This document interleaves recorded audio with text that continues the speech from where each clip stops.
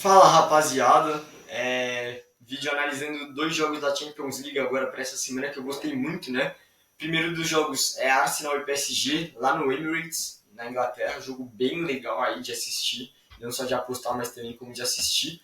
E aqui, Aston Villa e Bayern de Munique, o jogo também na Inglaterra, em Birmingham, acredito aí que são dois jogos assim bem interessantes demais para todo mundo apostar e assistir. Mas vindo aqui primeiro analisando, vou abrir as escalações para explicar as duas equipes. O Arsenal com bola é um time que vem muito mudado dos jogos anteriores, principalmente um posicionamento específico. Eu deixei bem claro para vocês que o Rice ele vinha atuando como um meio ofensivo ali, quase como um segundo atacante, quando o Arsenal tinha a bola.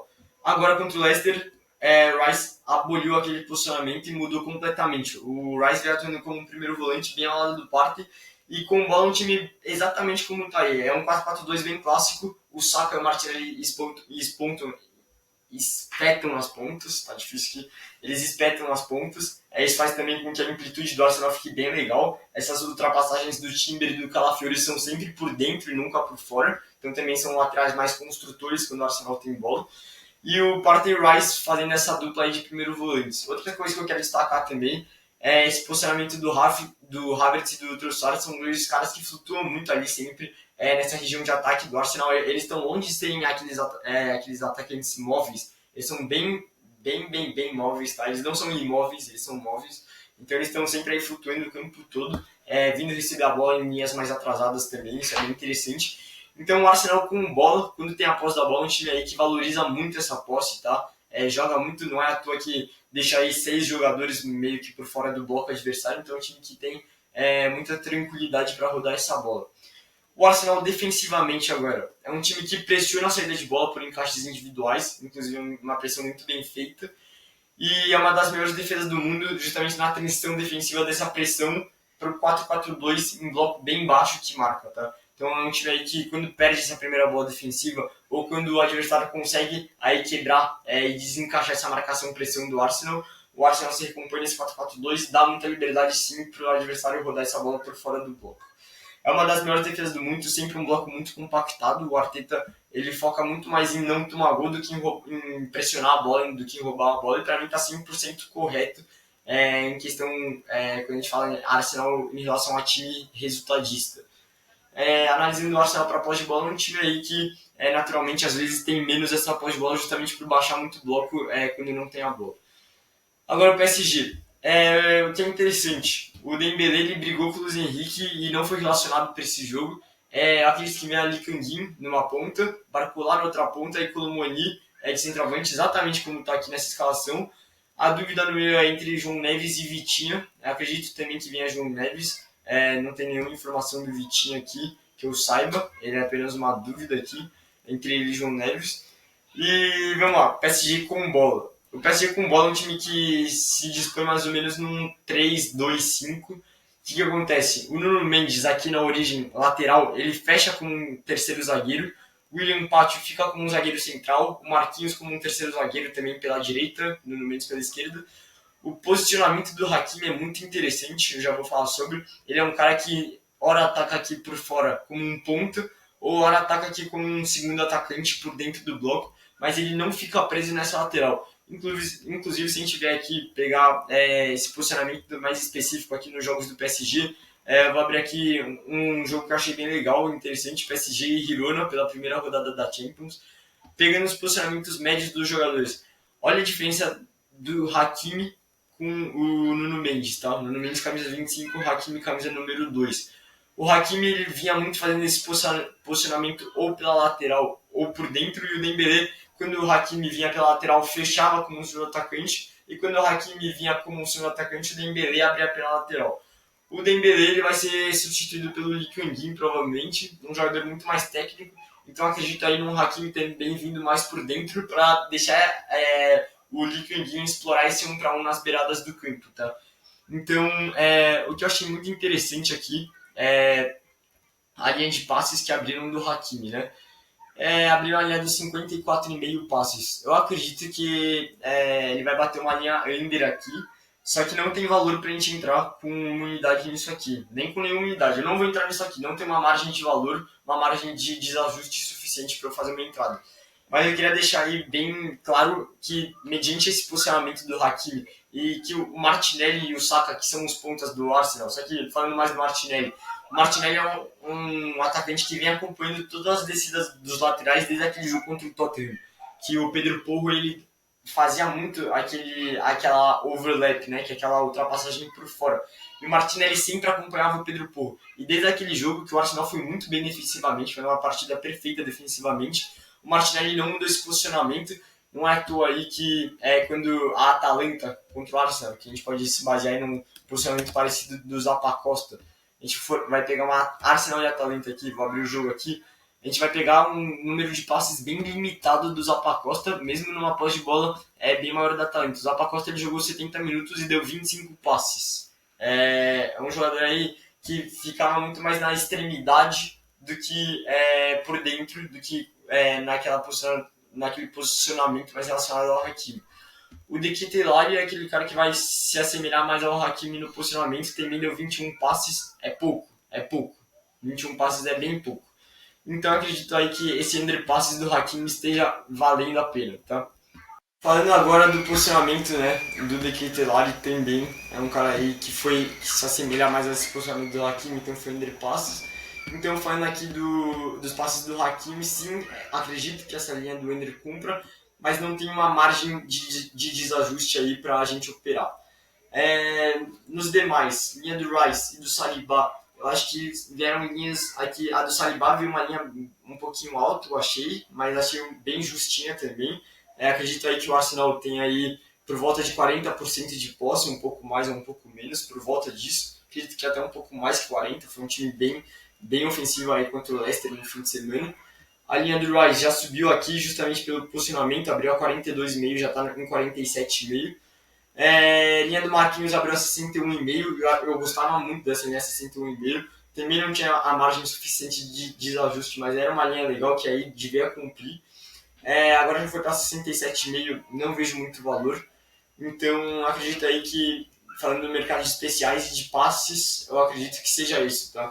O mais interessante aqui, se você quiser dar uma forçadinha ou colocar uma múltipla, é esse under passes do Hakimi, mas recomendo não entrar, tá? Ressalto de novo, não recomendo fazer nada aqui, mas se você for aquele cara viciado que quer fazer alguma coisa, para mim pode ter um valor aqui, mas não vou fazer nada. Vindo agora pro jogo do Aston Villa e jogo do Bayern. É o jogo que eu mais gosto, tá? Para mim é o jogo mais interessante aí, que mais abre variedades de mercado pra gente operar aqui. Inclusive eu já mandei uma operação nesse jogo hoje no meu grupo, tá? Na comunidade Master, a linha dropou rápido, era o overpasses do Kimmich, over 81,5 passes do Kimmich a 2,37, se eu não me engano. É uma linha muito legal. Eu já vou explicar o porquê. Cara, primeiro aqui, vou voltar aqui para o SofaScore e analisar as equipes. O Aston Villa é um time que com bola joga num 4-2-3-1. O Morgan Rogers é um cara que se movimenta muito mais flutuando pelo meio do que o Watkins. O Watkins fica mais como centroavante, o Morgan Rogers fica mais como um segundo atacante. É um time que valoriza assim, a posse da bola, mas vai enfrentar um Bayern de Munique que pressiona muito. Eu já vou entrar mais no mérito dessa pressão. O Eric Consá, ele deve virar ali como um terceiro zagueiro quando o Villa tiver mais quando o Bayern estiver mais empurrado, quando o Bayern estiver mais acolhido no campo de defesa, mas vão ser raras oportunidades em que isso aconteça, então acredito muito que o Consá vai ficar como lateral ali o jogo todo, ele numa lateral e o Digne na outra. Paul Torres e Diego Carlos fazendo a dupla de zaga, Tielemans e o Naná fazendo a volância, Jacob Ramsey deve jogar aqui, e acredito que também o Bailey joga, então acho que a escalação aqui tá certa. É um time que com bola, é um time que valoriza a posse, mas ressalto que vai ser muito difícil essa posse tranquila do Villa. Aston Villa sem bola, é um time que marca num 4-4-2, bloco médio-baixo. Marcando num bloco médio-baixo contra o Bayern, você abre uma margem absurda de posse, tá? Pro Bayern. É um time que marca cercando, raramente a gente vai ver o Villa pressionando esse Bayern. Acredito até que seja uma decisão correta aí por parte do Naim, ele não pressionar esse Bayern e prezar nessa superioridade numérica defensiva. É um time que marca no 4-4-2 e que deixa muita liberdade por fora do bloco para quem estiver lá rodar a bola, tá? Então é bem interessante esse 4-4-2 do Villa. Bayern de Munique de Vincent Kompany. Time extremamente interessante, com bola e sem bola. É para mim um dos times mais interessantes do mundo hoje, tá? Não melhor, tô falando interessante, para a gente analisar e fazer operações. É um time completamente ofensivo, para mim é o time mais ofensivo do mundo, esse time do Kompany. É um time que quando tem a bola, o Min Jae-kim abre como zagueiro pela esquerda, o Pamecano fica mais centralizado, o Kimmich abre como um terceiro zagueiro pela direita, ele sai desse posicionamento de volante e abre sempre por fora do bloco pela direita, muitas vezes vindo por dentro também, ainda mais quando o Vila baixar mais o bloco, que vai dar mais espaço entre o Pamecano e a primeira linha de marcação do Vila. Acredito que o Kimmich venha mais cumprir esse posicionamento por dentro, então ele vai receber mais a bola, sim. Então, é um cara aí que deve estar batendo essa linha de passes, acreditou que de forma até tranquila, numa odd alta, tá? 2,37 é uma odd alta, é uma odd bem legal aí. Fairline dele é de 95 passes, a gente pegou over 81,5, é uma linha legal de desajuste, é o máximo, não recomendo mais do que isso. E então, beleza, quando a gente fala do Kimmich é isso. O Davis e o Guerreiro são laterais que constroem por dentro, nesse bairro do Company. Eles sempre constroem por dentro, atacando diretamente ali a defensiva do Vila. Então são sempre muito perigosos fazendo essas ultrapassagens por dentro. Principalmente o Davis, que tem mais profundidade por estar atuando na esquerda, no lado da sua perna dominante. O Guerreiro é um cara muito mais construtivo do que o Davis. Tá? O Davis, enquanto estiver fazendo mais essas ultrapassagens, o Guerreiro ele vai estar mais como apoio para o Olise. O Olise vai explorar muito mais essa jogada de 1 para 1. Então, muito legal esse posicionamento com bola. Sem bola, o Bayern de Munique é um time que é full pressão, um time que pressiona por encaixes individuais, deixa essa linha de defesa bem alta aqui no meio de campo quando pressiona a saída de bola adversária, pressiona por encaixes, acredita aí que, a gente vê que aqui que essa linha dos unders do Vila, a linha do Kim já tá no 80,5 mais, não vale, não tem valor, a linha já subiu, aqui tá no 76,5, eu subi a linha pro 81,5, então não vale.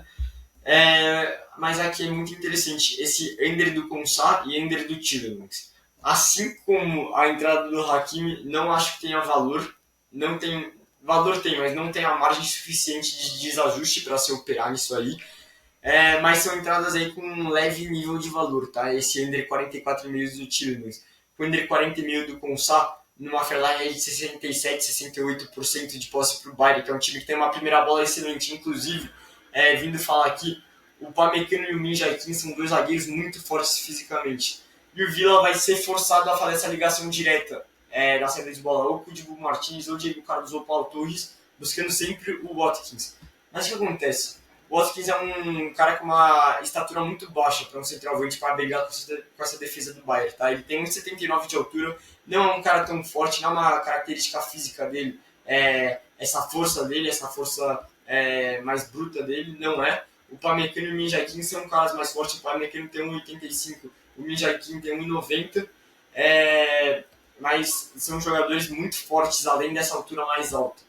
Então acredito aí que o Bayern vai estar engolindo essa primeira bola aí do Vila, então isso vai fazer com que o Bayern tenha muito mais posse que o Vila, justamente. Então acredito aí que 68% é uma excelente fairline de posse, e pegando, se a gente for pegar aqui um histórico das equipes que atuam contra o Bayern, né, mais esses laterais aqui, principalmente nos primeiros jogos das equipes que atuam mais similar ao Vila, quando a gente fala do posicionamento. Os laterais do Freiburg aqui, os dois foram substituídos aos 81, só que eles dão um com 23 passes e um com 28 passes, tá? Então eu acredito que essa linha de under do Konsá, under 40,5 cumpra, mas repito que não tem uma margem de desajuste suficiente para a gente operar nisso aí. Linha de under para volantes também do Freiburg, é uma marcação muito encaixada, a que faz a do Bayern, tá? Aqui o Freiburg teve 33% de posse, acredito que seja bem similar aí do Vila. 42 passes para um dos primeiros volantes do Freiburg, só que o outro volante, ele acabou com 18 passes em 72 minutos, foi substituído, mas mesmo assim é muito pouco, tá? 72 passes em 22 minutos é muito baixo, muito, muito, muito baixo mesmo. Contra o próprio Leverkusen, o Bayern foi avassalador aqui na posse de bola, 69% de posse contra o Leverkusen. O Leverkusen joga com uma linha de 5 atrás, então vai ser mais um meio termo entre Tapsoba e Frimpong, esses passes do Konsá. Frimpong acabou com 12, Tapsoba acabou com 40 passes. Então, o Villa também é um time que coloca muita bola no chão, então acredito que não tem essa margem toda aí pra gente operar. Mas, pelo entre passes do Tielemans, aqui, o Endrich terminou com 23 passes. É uma marcação muito perto que o Musiala faz, que o Pavlovic faz, que o Kimmich faz, individuais no Endrich e no Xhaka. O Xhaka, ele acabou com 35 passes, também passou longe de bater essa linha do Tielemans do 44,5.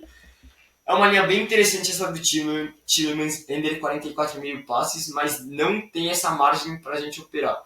Então, eu vou ficar de fora. De novo, se você for aquele cara viciado e tal, que não aguenta ficar de fora, coloca isso numa múltipla, mas eu não recomendo, altamente recomendo ficar de fora. Outra coisa que eu mandei com 0,1 unidades, aí já foi pro grupo free, foi o under finalizações do Villa. Vamos ver a linha que tá no 9,5. Tá bem legal esse under finalizações do Villa. Peguei com 0,1 unidade, subi bem baixo porque tem uma margem de erro muito grande aí nessa análise. Mas o que acontece é que vamos voltar aqui pro jogo.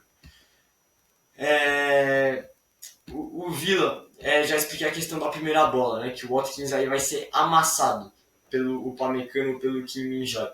Então o Villa vai ficar meio que sem contra-ataque, né? Porque o Alphonso Davies é um cara muito, muito, muito bom fisicamente, um dos jogadores mais rápidos do mundo, então ele vai amassar e vai anular o Bailey aqui. O Bailey é uma das principais saídas de válvula de escape para contra-ataque do Villa. E o Jacob Ramsey é um cara muito mais defensivo, tá? Ele vai estar aqui sendo marcado pelo Guerreiro, então ele não vai estar oferecendo muito perigo aí para o Rafael Guerreiro numa jogada de 1 para 1. Ou seja, o Villa vai ter diversas dificuldades para sair por esse contra-ataque, já que a primeira bola do Bayern vai ser predominante aí. O Villa vai ter muita dificuldade para sair jogando, vai ter muita dificuldade para retomar essa bola, já que o Bayern coloca muito jogador na linha de defesa, na última linha de defesa do Villa. Então, esse Ender chutes do Villa aí pode ser interessante. Eu mandei o Ender 6,5 com o Ender 3,5 HT numa odd de 4,33, bem legal. Acredito aí que tenha muito valor, uma Fairline aí de odd 2, uma Fair odd de odd 2 aí. Então, acredito que sejam linhas com muito valor. Então, esses são os jogos aí que eu analisei, são linhas bem interessantes. E volto amanhã e quarta depois das análises aí terem batido ou não encaixado. Então é isso, tamo junto. Desejo uma boa operação aí para todo mundo nessa terça e quarta de Champions e seguimos. Abraço.